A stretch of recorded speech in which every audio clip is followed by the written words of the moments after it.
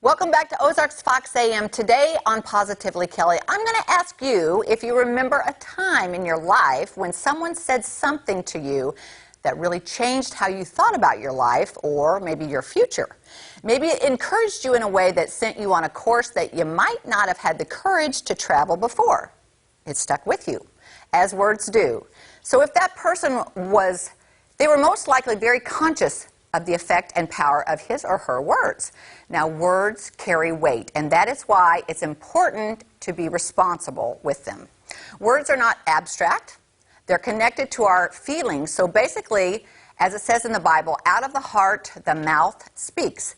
It is a real discipline to control our words because first we must control our thoughts. The first step is to realize how important this is. King Solomon said, "Death and life are in the power of the tongue."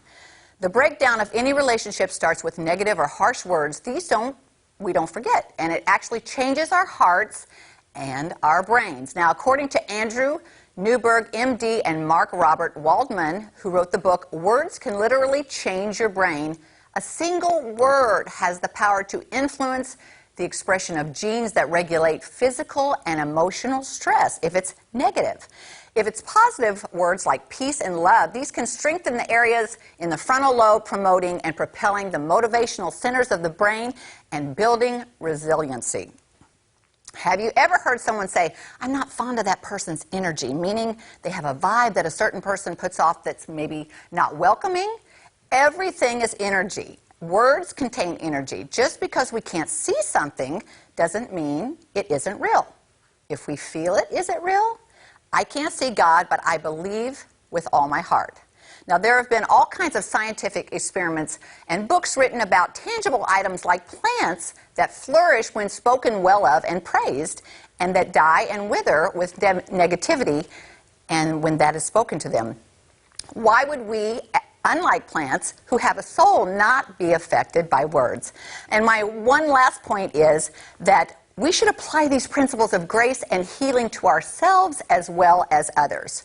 Have we not all had bad thoughts about ourselves? We wish we were a little more this way, a little less that way, a little taller, a little smarter, more talented. You get the idea. Bless your gifts and be grateful for them. That will go a long way. And remember to be a blessing to others by not withholding a compliment or encouraging someone, because that never takes away from who you are.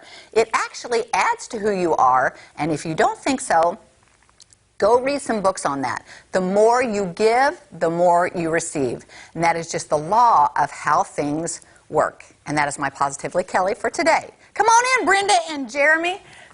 The one thing I can think about you, Jeremy. Yes, tell me. Was the teacher that told you that you were going to be on TV.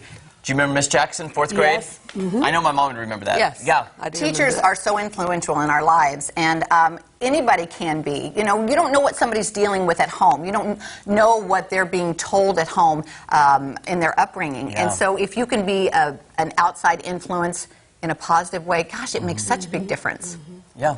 I always never thought that I was really great in school, like made the straight A's and stuff, but people would tell me that I had a gift with people of any age, and so I love that, so that really helped me. Now, on the other side, if I give a compliment saying, "Kelly, you're so beautiful," and I expect one back from you, is that the same thing?